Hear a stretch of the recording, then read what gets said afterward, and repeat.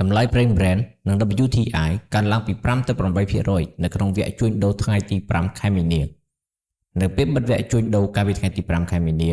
តម្លៃប្រេងឆៅ Brent បានកើនឡើង 5% ដល់ទៅ $85.4 ក្នុង1បារ៉ែលនេះគឺជាវគ្គកើនឡើងលើកទី 5 ជាប់គ្នាសម្រាប់ប្រេង Brent ប្រេងឆៅអាមេរិក WTI ក៏បានឡើងថ្លៃ 8.5% ដោយបច្ចុប្បន្នកំពុងជួញដូរនៅតម្លៃ $81 ដែលជាកម្រិតខ្ពស់បំផុតចាប់តាំងពីខែកក្កដាឆ្នាំ 2024 មកតម្លៃប្រេងតាមទីផ្សារមានការកើនឡើងយ៉ាងខ្លាំងដោយសារតែការផ្គត់ផ្គង់សកលក៏តែមានការរំខានពាក់ព័ន្ធចំនួននៅមជ្ឈមបូព៌ាតម្លៃប្រេងឆៅអាមេរិកកើនឡើងលឿនជាងប្រេង Brent ក្នុងបរិបទដែលទីក្រុង Washington បានប្រកាសថាឯងនឹងធ្វើអន្តរាគមន៍ក្នុងទីផ្សារកិច្ចសន្យាអនាគតដើម្បីទប់ស្កាត់ការកើនឡើងនៃតម្លៃថាមពល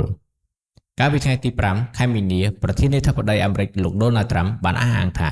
លោកមិនមានការព្រួយបារម្ភចំពោះការកើនឡើងនៃតម្លៃប្រេងសាំងនៅអាមេរិកដោយសារចំនួនជាមួយអ៊ីរ៉ង់កើនឡើងនោះទេនៅក្នុងបទសម្ភាសន៍ជាមួយទីភ្នាក់ងារព័ត៌មាន Reuters លោកលើកឡើងថា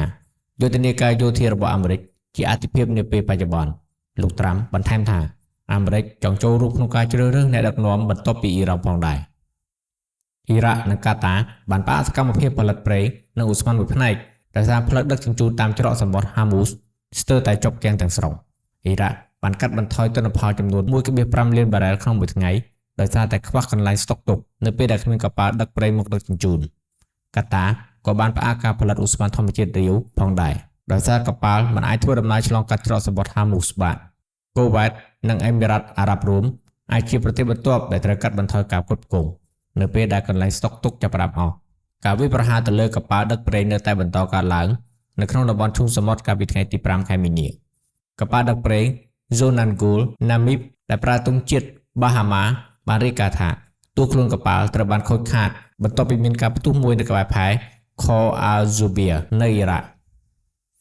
លើសពីនេះរោងចក្រចម្រាញ់ប្រេងមួយចំនួននៅមជ្ឈមបូព៌ា